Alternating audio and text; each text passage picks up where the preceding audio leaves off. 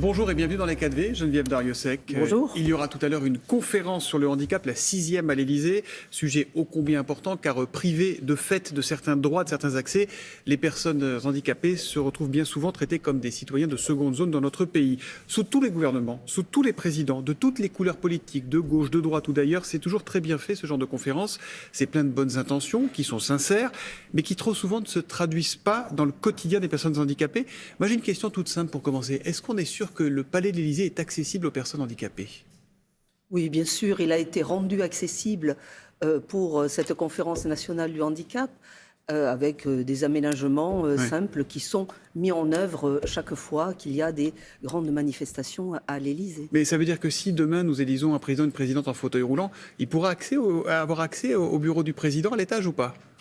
Écoutez, je ne suis pas suffisamment au courant de la géographie parfaite de l'Élysée, des plans de l'Élysée. Ce que je sais, c'est que le rez-de-chaussée sera accessible. Bon, c'est déjà ça, c'est déjà mieux que rien. Parce que l'accessibilité, Geneviève Darrieussecq, c'est la base de tout. La loi du 11 février 2005, ça date pas d'hier, hein, donnait 10 ans pour que ce principe de l'accessibilité pour tous soit accompli. Là, on a déjà presque 10 ans de retard sur la date limite. Le Conseil de l'Europe a reconnu la violation des droits des personnes handicapées par l'État français.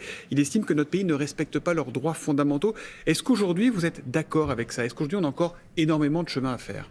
Je suis d'accord sur le fait que nous avons du retard sur les sujets d'accessibilité. Dès 2014, il y a eu des préconisations données aux communes en particulier, données également aux privés qui reçoivent du public, les établissements recevant du public, les commerces, les restaurants, les cabinets médicaux, etc., de mettre en accessibilité tous leurs espaces publics et cet environnement recevant du public. La date limite est fin 2024 pour mettre en accessibilité. Et je pense que nous avons du retard. Alors, il y a eu le Covid, mais ça n'explique pas tout. Ça n'explique pas tout. Et vous avez raison, les sujets d'accessibilité, en fait, il n'y a pas que l'État. L'État est responsable de ces infrastructures, mais nous avons aussi les transporteurs, nous avons aussi donc les privés, nous avons également les communes. Donc, tout un panel de responsables qui doivent aller vers l'accessibilité complète pour pouvoir avancer mieux. On va prendre la journée type. On commence par prendre des transports le matin. C'est souvent une tannée, je le disais tout à l'heure, à Paris. Alors, on sait que le métro est ancien. 3% de stations qui sont accessibles à 500 jours des Jeux paralympiques. Ça fait pas beaucoup. Sur le point des transports, au-delà même du métro parisien, de quelle manière allez-vous prendre le taureau par les cornes? Qu'est-ce qui va changer? Qu'est-ce que vous allez annoncer? Par exemple, nous avons des gares nationales. Toutes les gares nationales doivent être accessibles. Il y en pas a le cas aujourd'hui. Près de 160 à peu près. La moitié sont aujourd'hui accessibles, totalement. Alors accessibles, ce sont les quais, c'est l'accès aux quais, mais c'est aussi la billetterie, c'est aussi l'accessibilité sonore, visuelle, pour tous les types de déficits. Parce qu'il n'y a pas que des déficits moteurs, il y a aussi des déficits sensitifs. Et donc, l'objectif pour nous, c'est que toutes les gares nationales soient mises en accessibilité complète en 2027. Et cela sera traduit... Donc dans 3 ans, il y aura plus 4 ans, il n'y aura plus de problème d'accès dans les gares en France, dans les grandes gares, nulle part. Ni pour arriver au quai, ni pour monter dans le train, ni pour accéder nulle part. Ça sera fini, ça? Absolument. Ça coûtera combien? Écoutez, il y a une enveloppe qui est prévue, qui avait été annoncée d'ailleurs de 400 millions d'euros, qui va être utilisée pour cela. Et je crois que en fait, l'accessibilité, ce n'est pas utile que pour les personnes en situation de handicap. Bien sûr. Moteur, c'est utile pour toute la population. Et une accessible population pour les avec des poussettes, seniors, bien sûr, pour les avec anciens. les parents avec des poussettes. Donc, ça rend en fait la vie plus facile à tout le monde. Donc, c'est un investissement pour une vie plus agréable et plus facile. Autre sujet problématique, c'est l'école. Alors, on a progressé. Il y a 430 000 élèves handicapés scolarisés en 2023. Je crois qu'il y en avait 320 000 en 2017, donc presque 100 000 de plus aujourd'hui. Combien reste sur la touche aujourd'hui? Il y a des enfants qui sont aussi dans les établissements médico-sociaux. À peu près 150 000, mais ils ne sont pas sur la touche, ils sont aussi scolarisés dans les établissements médico-sociaux.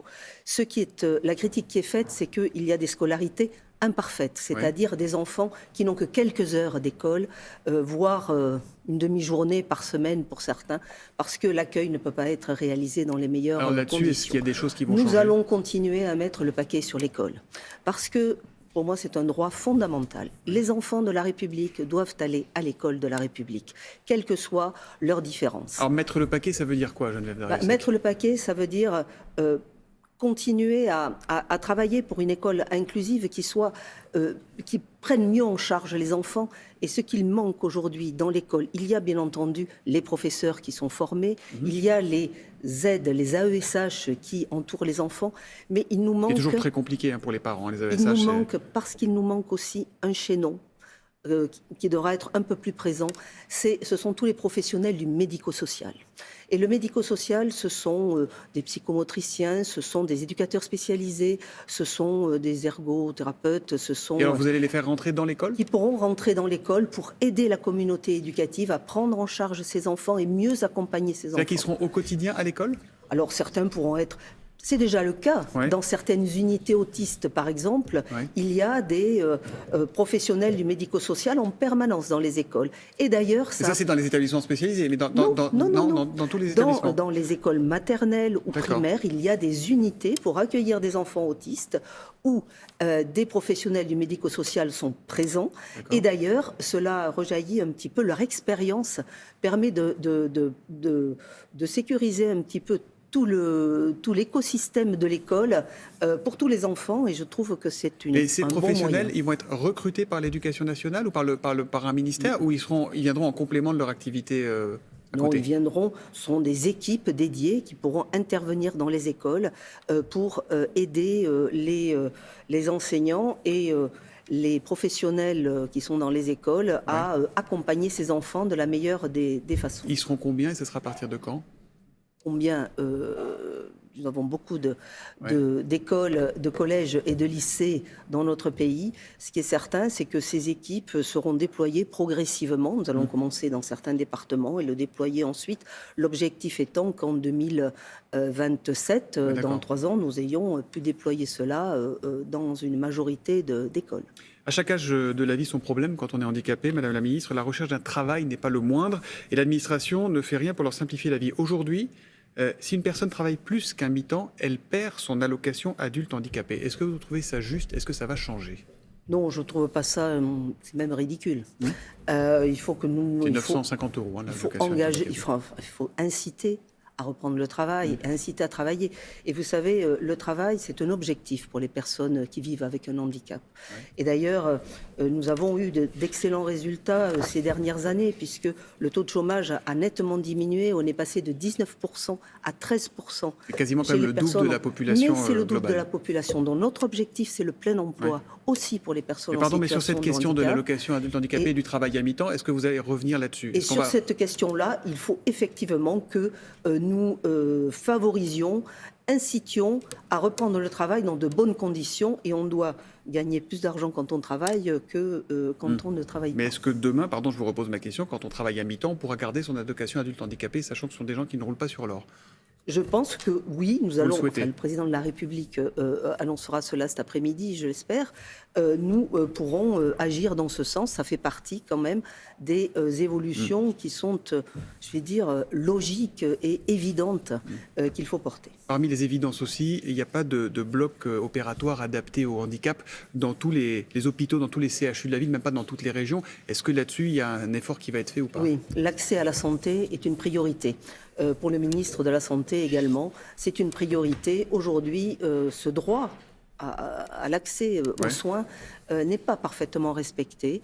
Donc nous devons multiplier les handiblocs, c'est-à-dire des blocs opératoires en capacité de prendre en charge... C'est-à-dire qu'il y en aura quoi dans tous les CHU, dans tous les départements, dans toutes les régions, c'est quoi ? L'idée d'en avoir un par région. Un par région. Et que nous ayons dans chaque département les capacités à accueillir des personnes en situation de handicap. Beaucoup de handicaps sont des handicaps invisibles, 80%. Qui nécessitent des prises en charge particulières, qui nécessitent des consultations plus longues, qui nécessitent de préparer les interventions, donc qui nécessitent des formations des professionnels de santé.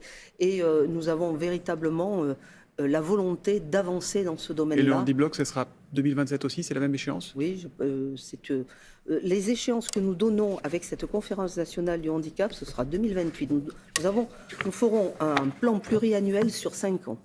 Et je pense que c'est ce qu'attendent les associations. Elles ont raison. Il nous faut. Elles seront là, les associations, ou pas? Bien sûr qu'elles seront là. Elles seront là cet après-midi, parce qu'elles ont menacé de boycotter la réunion. Elles n'ont dit pas assez de concertation. Le collectif handicap, il sera là cet après-midi? Alors le collectif handicap est composé d'une 50aine d'associations, dont une très grande partie sera présente cet après-midi. Nous avons travaillé depuis 6 mois. Il y a eu des groupes de travail, 500 personnes qui se sont concertées.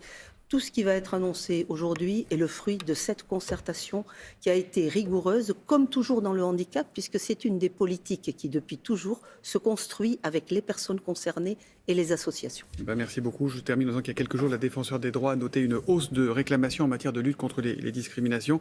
Ce qui a fait dire à l'ancien des nuls et producteur Dominique Farrugia sur Instagram ceci: le handicap reste le premier motif des discriminations en France depuis 6 ans. On espère que ça pourra changer. Merci à vous d'être venu, Madame la Ministre, et bonne journée. Au revoir.